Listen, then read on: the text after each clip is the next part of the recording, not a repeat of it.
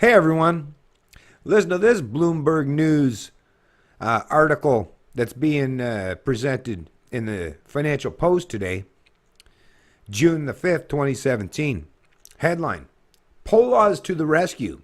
No, don't bet the Bank of Canada will burst the housing bubble. First of all, what a fucking question. First of all, just before we even get into the article, right? Just think about that particular headline. Polaz, which is Stephen Polaz, the head of the central bank in Canada. First of all, why do we have a central bank in Canada, right? That's the basic kind of tenet for central planning governments such as socialist and communist regimes, right? So the fact that we have a central bank governor or a central bank at all in Canada says a lot. It speaks volumes to you, and it should speak volumes to you. If you're not completely astute into what this really means, like I said, what is the point of a central bank? To me, there is 0 point in a free economic society. There's no such thing as central planning in a free market-based economy, right? It's competition-based and where everybody has the ability and capacity to hold each other to account. But when you have any scenario or situation where there's central planners or central banks that gets to basically dictate the rules, or as far as in regards to central banks, dictate how much money supply or how high interest rates are, well, that's basically like fully central planning the economy. Now, when they make a mistake or when they do something wrong, then in a free market system, if there was competing currencies, right? If there was your ability to step outside the bounds of, so let's say a perfect example in Canada, let's say this central banker Polaz with these interest rates so low, where people like, if you're a saver, right? If you're fiscally prudent and you want to save the money that you've accumulated over the course of years, you give it to a bank, a regular bank, you lend it to them, or you allow it to be deposited into their bank, and they can borrow it out, lend it out to others. But the whole pretense of that is, yes, I will park my money in your financial institution, but the whole pretense, the whole reason why I would do such is so that I'll let you have my cash sitting there, and you can lend that out to other people to borrow, but you have to give me a return. Right? I'm not just going to give you my money that you get to make a profit on without me seeing any return as well. That obviously wouldn't make sense. So I want a part of it. But since we live in this world now with central planning and central bankers that get to dictate and control and set the interest rates for central banks, which once again, that correlates and stretches out into the regular banks. Well, look at the banks now. You're getting what? 0.75%, 1%.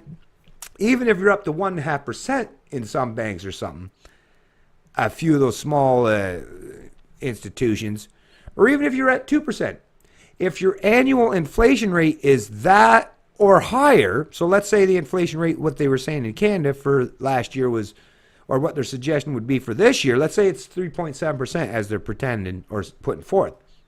Well, that means you've lost 1.7%, right? Just by having money sitting in your pocket or sitting in a bank or stuffed under your bed or in your mattress or wherever the hell you got it positioned or stationed, the fact that inflation exceeds, the interest rate tells you that these central planners, these central bankers get to take a little bit of that, death by 1,000 cuts. So in reality, to truly retain your purchasing power and the products and fruits of your labor, you would have to remove any semblance or any pretense of central banks completely. So now that we've gotten that taken care of, let's delve into the actual article. Because like I say, you have to understand first and foremost that central banks are the ones that get to dictate and control the economic prosperity or discrepancies or hardships that happen in the economy, which means that they can cause a whole lot of people a lot of pain, a lot of hardships financially and economically that under any guise or on any other pretense, they would never have the capacity to do so, right? I mean, a thief would have to come up to you and steal your wallet to take any portion of your income or your wealth, right? Whereas a central banker, they don't have to go anywhere near you. They can just manipulate the currency or the supply of that currency or the valuation of that currency or the interest rate that's, in line with that currency for people that lend it out or investors. So they are the ones that get to centrally plan and dictate and control and micromanage what your productive capacity entails. Analysis. The old debate about whether central banks should raise rates to counteract housing bubbles is finding new life in Canada as the country copes with runaway prices in its two biggest real estate markets. Home prices in Toronto are up 32% over the past year and have more than doubled since the recession. In Vancouver, doubled. Ask yourself, anyone that's watching this video, has your income doubled? Right? Think about that. So you've gotten poorer as a result, is what has happened. In Vancouver, which is an even pricier city, they've climbed 58% over 4 years. Wow. Meanwhile, household debt is at record levels, recently surpassing gross domestic product for the first time. So that means people are indebted to the tune of a higher level even than that, the combined productive capacity, wealth, and productivity, and everything this entire country can produce in the run of a year, people are indebted to the tune even higher than that level.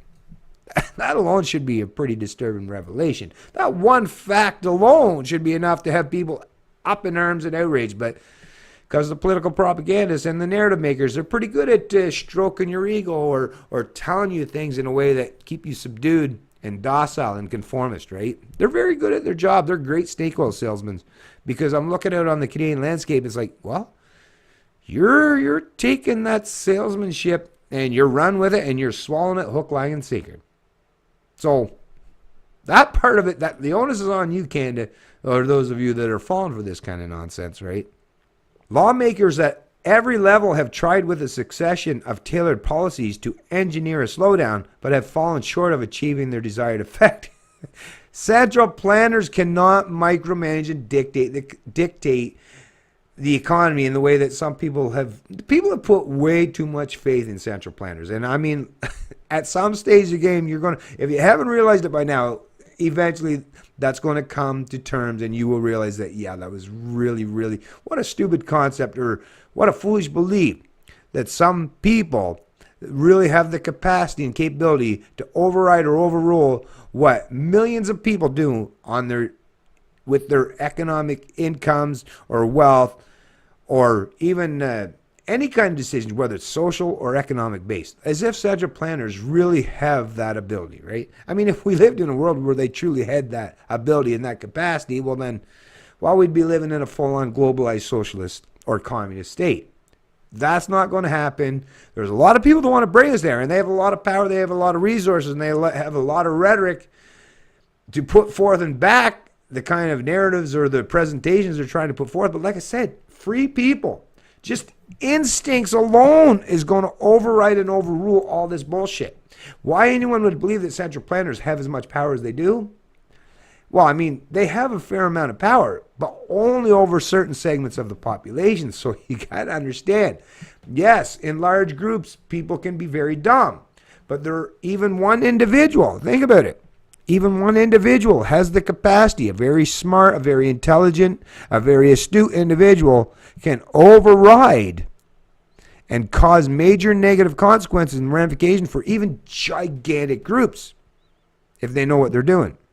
So never think or never allow central planners to ever tell you that they can dictate the markets or millions of people properly. They might be able to do in short term, little bit of here, a little bit there. They might do intervene and interject enough to where they can manipulate things to a certain degree. But once I say human psychology and people's willingness and just ability to adapt to their environment, they'll always seek out ways to become more free, to break free from the chains that bind them.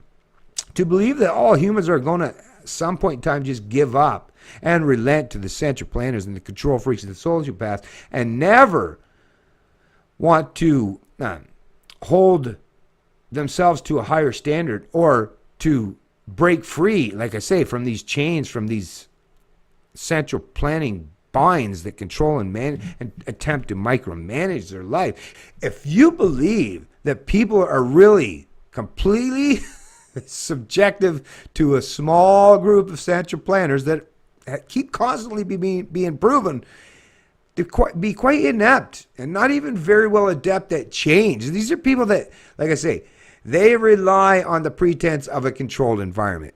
Their philosophies, I wouldn't even call them philosophies, more like ideologies and cults, more or less. But, when they conjure up these concepts, that might work in a ideological model or under a controlled setting.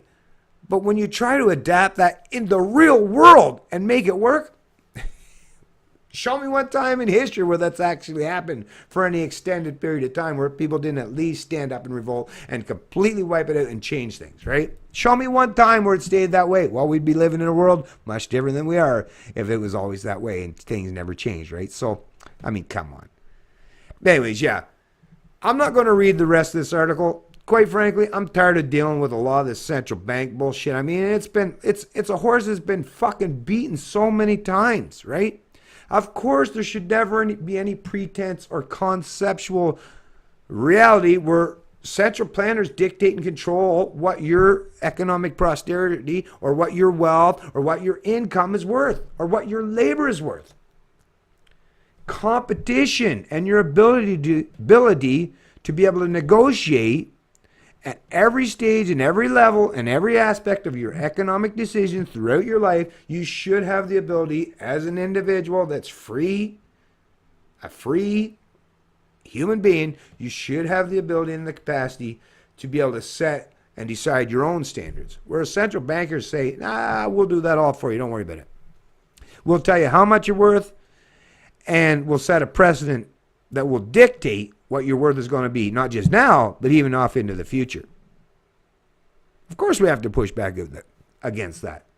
That's just a modern reinvention, a modern tweaking that has brought back slavery to the 21st century. Skinny Libertarian, and I love liberty.